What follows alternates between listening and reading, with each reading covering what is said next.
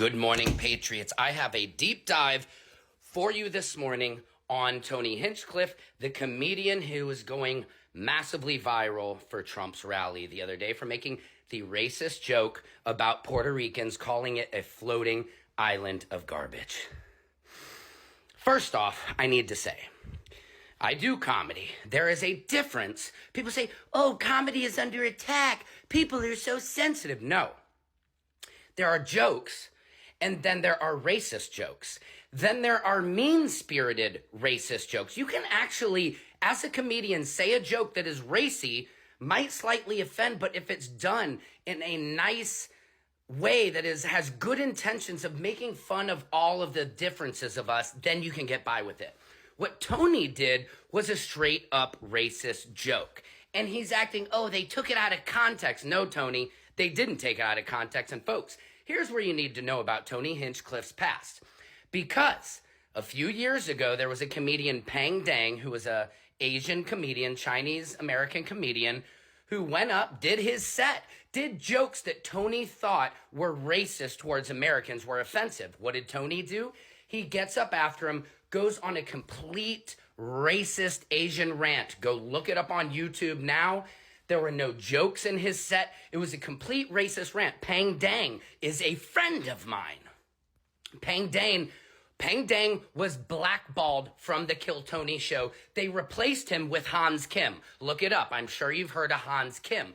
Tony taunted Pang Dang, saying, this could have been you, when he had Hans Kim making out with all these women. So Tony has been doing this thing for a long time. This is not his first racist remark he's made. Go back, look up what he did to Pang Dang. He blackballed Pang Dang. The only people that are allowed on Kill Tony in terms of minorities are David Lucas and Cam Patterson. He lets two black comics come on the show. Now watch what every white comedian on that show, including some of the biggest, Joe Rogan, Tom Segura, you've seen them all on Kill Tony, laughing at these exact racist jokes that you saw at Madison Square Garden. And everybody says, oh, well, if you couldn't handle that, you couldn't handle Kill Tony. No, here's what happened. After the pandemic, all these white conservative comedians moved to Austin, Texas because comedy was under fire. Comedy has never been under fire. It's just under fire if you're racist and you want to make racist jokes. So Patriots, that is the scoop for today. That is what they're saying. And yes, he deserves what he is getting because as a comedian, it is our job. There used to be a joke book, a truly tasteless joke book back in the 80s, had every race in there. It made fun of every race, racist book.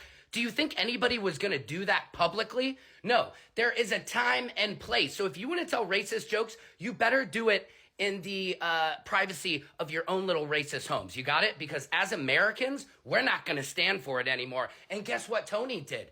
Whew, he ignited Bad Bunny. Bad Bunny now endorsed Kamala. Was that the goal?